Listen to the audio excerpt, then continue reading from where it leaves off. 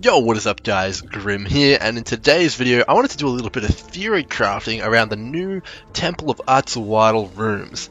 So basically the gist of it is that I've gone through every scrap of video, like Ziggy D's video, all of the trailers, all of the press release stuff, and all that kind of stuff, and I've gotten a pretty big list of almost all the rooms I would say that are going to be in the 3.3 Incursion expansion. Having said that, this is before the 3.3 expansion, so I don't know a bunch of stuff that you guys in the future are going to know, so there will be some more announcements coming up, I'm sure, which will give you more information that's not in this video. So this is all pre-release stuff just to get that out of the way. Anyway, let's get straight into it. So, to start off with, I just wanted to talk a little bit about the temple. So, from a min-max's perspective, which is what I'm going to be taking here, I'm looking at the temple and thinking, how can I get the most amount of currency out of this and really exploit the hell out of it? And when I say exploit, I just mean kind of get the most out of it. I don't mean like hacking it or anything like that. So let's get straight into it. To begin with, the temple is structured in this kind of triangle pizza slice kind of format here. So in a lot of the videos and the press release stuff, you'll hear people talking about backtracking and having to go backwards and forwards between rooms. And in this temple here, this is a fairly developed temple. You can actually see these lines are passageways that connect each room in the final temple. And if you don't know anything about the temple, there's plenty of other videos on YouTube. I suggest going to check them out. But yeah, these lines are the connectors between the temple. In this temple setup, if we wanted to completely navigate between the whole temple, we'd have to come up around here, through there, back there into the demolitions lab, and then back through the Tempest generator to the entrance cellar, and then all the way around here. So that includes backtracking. So as someone who's trying to clear as fast as possible, you want to make sure there is no backtracking. So first of all, the first problem we need to solve is how can we hit every single room in the temple, in theory, without backtracking. So here's a nice little paint document thing. Here we have, so I just decided we'd kind of draw some lines. So each temple room can be connected to the adjacent temple rooms. So if you had the Armorer's Workshop here, you could connect it over here. Let's see if we can pick a different color here. This one's a bit dark. Let's go with red. So you can connect the Armorer's Workshop to the Trap Workshop, the cellar, and the entrance like that. And then you can see here the tunnels can be connected like this, that, and the other. So each room can be internet connected basically however you want. But that's not really what we're going to be talking about here. So now that we know that each room can be connected, how are we going to construct the most efficient path through it? So the best way to go about this is to create a circle out of the rooms. So to begin with, you'll start off at the entrance here. I suggest either connecting it this way or that way, depending on which room you get in. Obviously, the room that you get placed in is random, but you want to try and get the setup that I'm about to show you as well as you can. So you want to connect these rooms like this, creating a bit of a circle.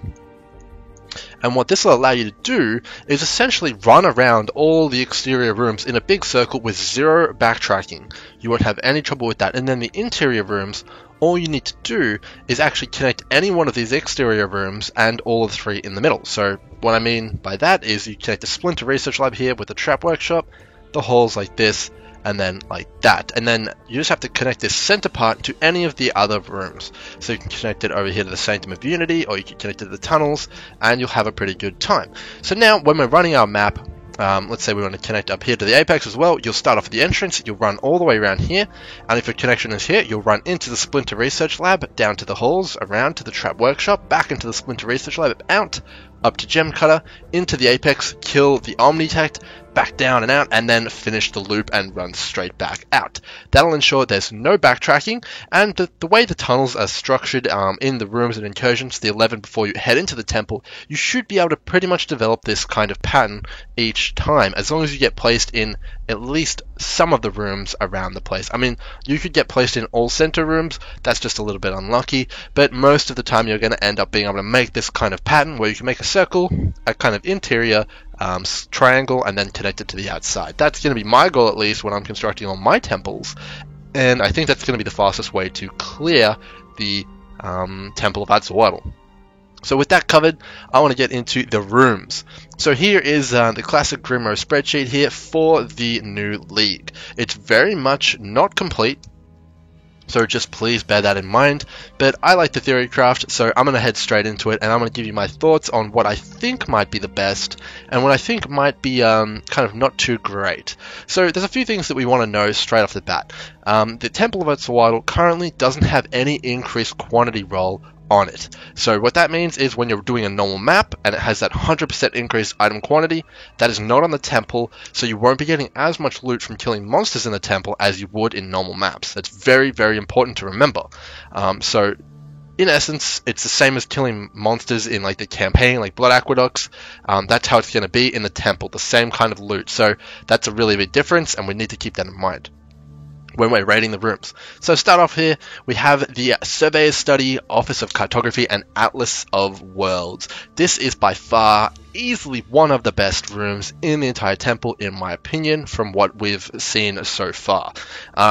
Chris Wilson did say that they're going to adjust some of the loot from these rooms, but I would estimate that the Atlas of Worlds room, which is the final tiered room, would drop between 4 or 5 maps at least, otherwise it's just not going to be too appealing to people. So it will drop maps, and the maps are tier specific. So some cool interactions with this room is doing it in very high tier maps. So let's say you want to farm up some Guardian maps, or trying for Elder, kind of Underground Seas or something like that. The way the temple currently works is it will take the 11 incursions you ran, place all of those kind of numbers together, and then average it by the amount of maps you ran. So if you did all T16s, the temple would, in theory, be T16, and Chris Wilson said it adds a few additional levels on top of that. So you will basically have an over Tier 16 temple. So that'll almost guarantee that you'll be getting a few T16s from this Atlas of Worlds cartography kind of room. So for Tier 16 Guardian map farming and all this kind of stuff, this is definitely what you want to be doing, and it's really going to complement shaped map strategies very well. It's going to give you a massive influx of maps, in my opinion, when you get that room, because it is obviously working off your Atlas, it's tier specific, and you're going to be very it's going to be very easy to get a very high tier temple. So that's going to be fantastic. I look forward to getting that, and whenever you can have that room, I highly recommend activating it in place of pretty much everything else apart from a few other ones. So next up, Gem Cutter's Workshop. This one is going to drop you a bunch of quality gems. So this has some massive overlap with Uberlab. Uberlab already does this. I believe so does Hall of Grandmasters. So we already have a lot of ways to get tons of quality gems. So this one is just going to super saturate the market even more. So this room I don't think is too worth kind of investing in or chasing after. If you have the choice between another room and this, I would almost always go with the other room. So yeah, quality gems most of the time, unless they're 18% plus, you're just going to end up vendoring them for gem cutter prisms. So this room, not so great. Next up, storage rooms, warehouses, and museum of artifacts. So these rooms are pretty cool. From what I understand from the footage, this is kind of a semi-guess, but it looked like this. When you get into this room, it's got a bunch of chests in it, but these chests are actually chests from all the other loot rooms. So you might have currency chests, some gem chests, maybe a map chest, maybe even a jewels chest, like a jewelry chest or whatever. So it looks like it's kind of all sorted. It's kind of like a bit of everything, and a bit of a lucky dip from what I could see. Museum of Artifacts sounds quite interesting. Maybe they'll add in some more uniques or something in there. I'm not too sure, but basically the gist of this room is it's a little bit of everything, meaning it can never be too bad as long as you get at least like 1 or 2 good chests. It seems like there's going to be about 6 chests from what I could see on the footage, but that could be completely off. But hopefully this is just a little bit of information for you guys. So yeah, seems like a pretty good room. Yeah, not bad. Next up, the breach room. So tier 1, you're going to be able to get a few splinters. Tier 2, there'll be 1 breach in the room, and tier 3, 3 breaches. So when you first look at this, you're probably like, whoa, breaches, that's fantastic. But if you dig a little deeper, and I've talked to a lot of really high level players as well, this room is actually super underwhelming. It's really sad that it is, but that's just how it is.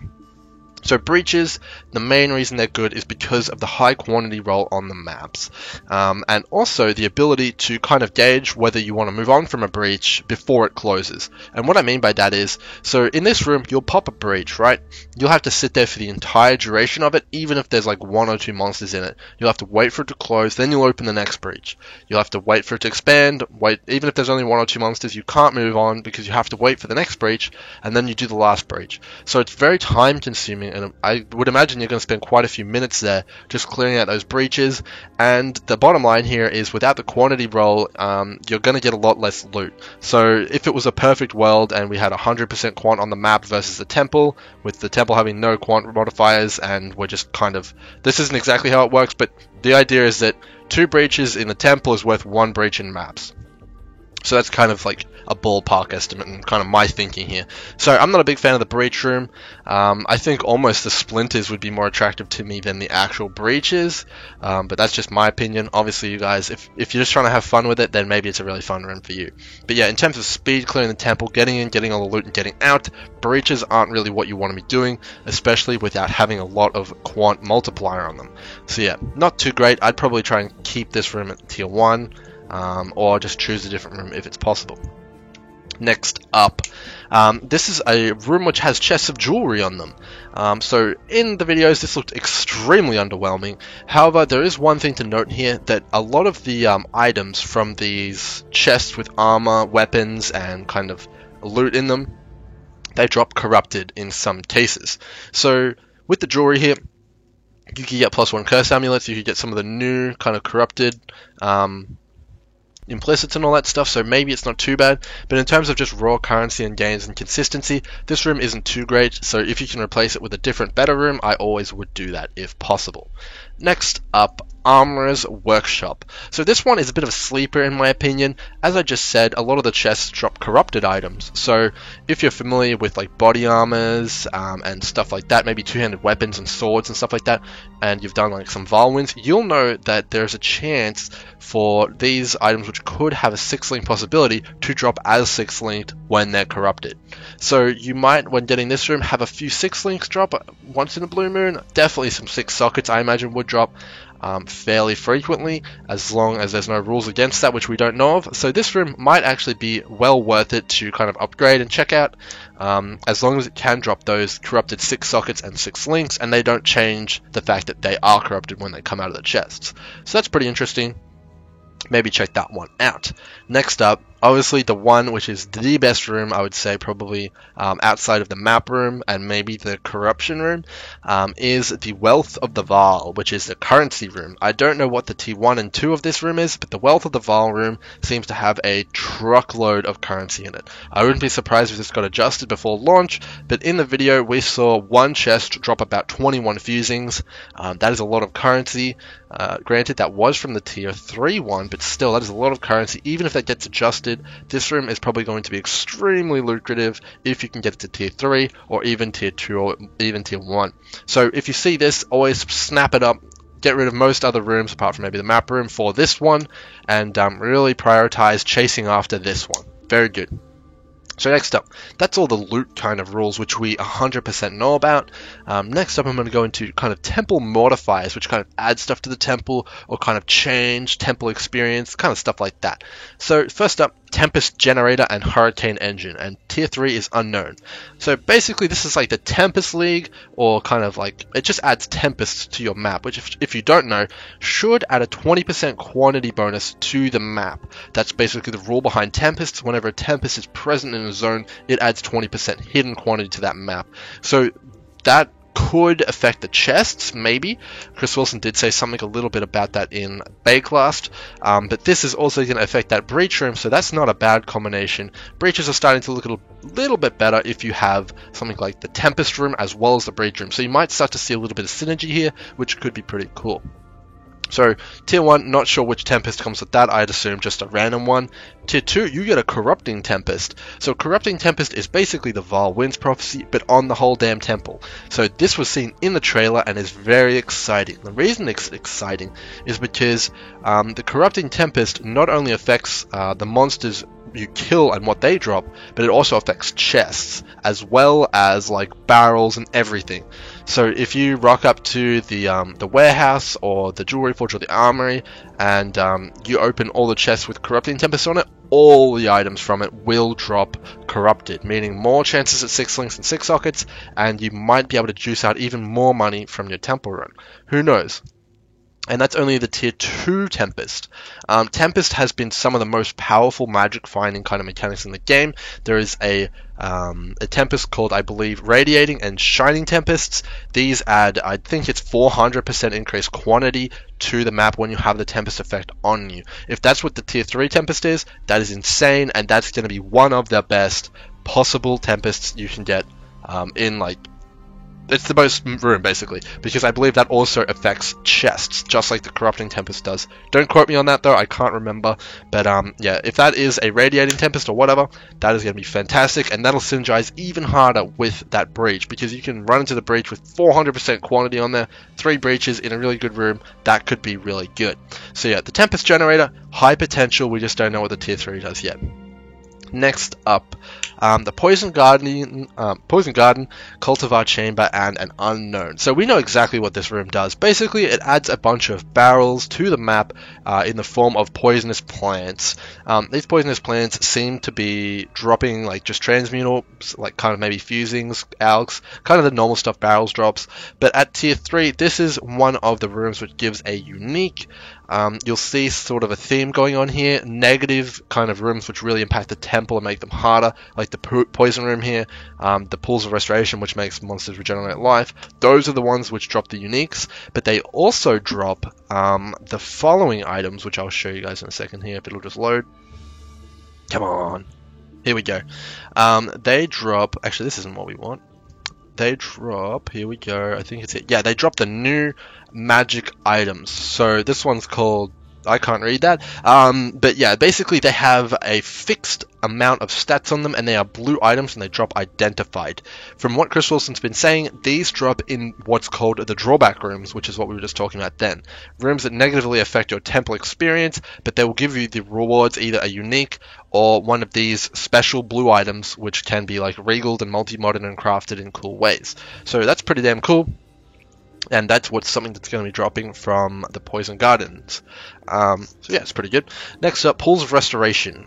This is basically exactly like the Poison Garden. It's another drawback room. It makes all the monsters regenerate life, which isn't a big deal because most of the time we're going to be one-shotting all the monsters in the temple anyway. However, this could be a complete disaster if you're doing the boss. I can imagine the boss regenerating like tons of life, the Omnitect, and that could be damn insane. I'm not entirely sure what's going on there, but that'll be pretty cool. And this, I'm assuming, will also drop another league specific unique, which could be really cool. A change I'd love for them to put in here is that these drawback rooms would add quantity to the temple as well as these other effects. I think that could make a lot of the problems that I have with the temple solved, because right now group play is going to be terrible in here because killing monsters isn't the goal. I'd like to see like a 10 or 20% quant roll off each of these drawback rooms. That could be pretty cool in my opinion, but we'll just have to see how that plays out. But yeah, Pools of Restoration, probably another unique item. Not sure which one, maybe the helmet because it regenerates stuff, who knows. Next up, Shrine of Empowerment. So this is another kind of semi-drawback room. It looks like a drawback room to me because it empowers monsters. So it wouldn't surprise me if this also dropped a unique item. But it also has another bit of a different effect, which I'm sure you guys are familiar with by now. If you place the Shrine of Empowerment and get it to tier 3 anywhere in the temple, all rooms around it will be upgraded 1 tier. So that's a pretty cool effect, and it might help you get an even more juiced up temple. I think this is a pretty good room, and I'm going to be going for this whenever I can and trying to get it to tier 3, which could be pretty cool. Next up, these two are both pretty similar. We have the Lightning Workshop, Flame Workshop, and the Omnitect Reactor and Plant and all that kind of stuff, and they all upgrade to Conduit of Flame and Crucible of Lightning or whatever. That good stuff. Both of these, to my knowledge, I know one of them, well, they sound like they upgrade the Omnitect, right? They have it in the middle name. So I'm pretty sure these are both rooms which upgrade the Omnitect. I could be off on that, but it sounds like it pretty much does. And Chris Wilson has said that some rooms do upgrade the Omnitect, which is the final boss. So these rooms actually could be some of the best rooms. I'm assuming the Omnitect is going to be where a lot of the loot drops and a lot of the rewards are going to be. So if you juice him up even more, I'm assuming that's just going to make him drop even more loot. So these might be very sought after kind of rooms, especially if you're a boss killer and you're approaching the temple from that kind of point of view. So it could be pretty damn cool. Yeah, definitely look out for those ones. Next up, I've called these event rooms. So first one here is the explosives room. This one is essentially kind of just helping you clean up. When we were talking about the doors before, it's possible that you might not interconnect all the rooms if you are too slow in getting keys or you made a mistake. This room doesn't seem too good for me, but you can essentially blow open a door which you messed up and didn't open. And I'm assuming as you upgrade it, you'll be able to blow open more doors, and maybe the last one blows open all the doors, who knows. That could be pretty cool, and maybe there's a unique with this one as well, because it does seem a little bit underwhelming if it just blows open doors, because if you're a good player and you're efficient and you get OK RNG, you should be able to open all the doors in that circular fashion we were talking about earlier without much trouble. Alright, so second last one here for events is the Sacrificial Chamber. So this one at tier 3 will allow you to upgrade unique items from the league. And what I mean by that is when you look at some of these unique items, so you can see here in the flavor text below it or whatever, this item can be transformed on the altar of sacrifice. So that is the tier 3 version of that room that we just talked about. You have to take this item, stick it on the bench, and use your juju magic, and then it turns into the upgraded version of whatever that is. So this is a pretty cool room. Reminds me a lot of Blessings from Breach League, which honestly didn't have too much value outside of Chayula. So I'm not entirely sure if this room is going to be sought after, but in SSF it probably will be quite popular. And if there's any really massive chase unique which is required to be upgraded, maybe it will be worth something. But outside of that, I don't see it being too sought after, although I could be completely wrong here. So that's pretty cool. Next room up, Corruption Chamber. This is the one that is most insane. Absolutely, everyone's going to be sought after this. I wouldn't be surprised if you got the tier 3 Corruption Chamber, you can go to trade and sell it for 3 exalts. Like, that is the level of this room. I think this room is absolutely berserk just with what it does. So if you don't know, basically the tier 3 version of this is going to have a station in it, which will allow you to vol an item, but super vol it. It's like a mega vol. And the outcomes for this mega voling station is that it has a 25% chance to make the item rare, and either Elder or Shaper, which is very good. Essentially, that's a brick. It'll turn like a unique into a rare Elder or Shaper item, but that's not too bad, and there's some cool things you can do with that. Another outcome is it'll give it 2 Val implicits, guaranteed, as one of the kind of 25% options. There's 4 different ones, each equally weighted. So that is absolutely insane. That is the best thing in this entire league, and it will be abused, and it is very good, and it's just, I can't gush about that enough. That makes me really excited. It opens up so many possibilities and fixes so many problems with the game. So that's really cool. I'm going to make a video on that, don't worry guys, with all the possibilities. The next option that happens when you use the station is that it completely just destroys the item and deletes it. It's basically like dropping it on the floor and zoning out of the map and closing the map. So that's going to be a pretty bad time, but the opportunity to get some of these other items and cool outcomes is way higher than that drawback. It's like a small drawback. I'll take destroying a few Wind Rippers to get a +1 arrow Culling Strike Wind Ripper. Every day of the week, I'm happy with that. And the last one is that it'll make all sockets on the item white. This is very similar to the Roa crafting, which we had lastly in Bestiary, but on drugs. So that's pretty damn cool. You can get a 6-link, and if you get an unlucky kind of roll and didn't get your +2 implicit or whatever, you might just end up with a tabula rasa 6-link, which is pretty cool. Very, very cool on Skin of the Loyal. Very, very cool on that, which is pretty nice. So yeah, that's the Super Voling Station. I think this is the room which will be most sought after. I will buy them. If you guys PM me, I will buy these rooms and Vol stuff in them. I don't know how much they're going to be worth, but this will be a service kind of deal. 100%. People are going to want this and want to do many times of this and many attempts to try and get what they want. And it's a very, very abusable mechanic. I'll talk about it in the next video though.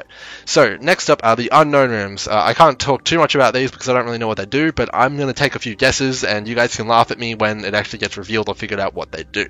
So the sparring room and the halls of war. I don't even know that these two are connected or the tiers are correct, but it's kind of like a natural kind of connection here I've made. It's just a bit of a guess. My guess is that this drops weapons, like bows and stuff like that, chests of weapons, similar to the armory and all these ones. You'll notice one thing is distinctly missing, and that's a room that drops weapons. So I'm guessing that that is this room. I could be wrong, who knows. Next up, the trap workshop. Oh boy, lab. Not really. I think this is a similar room to the other workshops. I think maybe it'll add like traps to the final boss room or something like that. I think it's essentially going to modify the Omnitect in some way, although I'm not entirely sure. Who knows what it could do? I don't know. So yeah, maybe, and I think this also might drop the new trapping gloves. I don't know though, so we'll just have to see.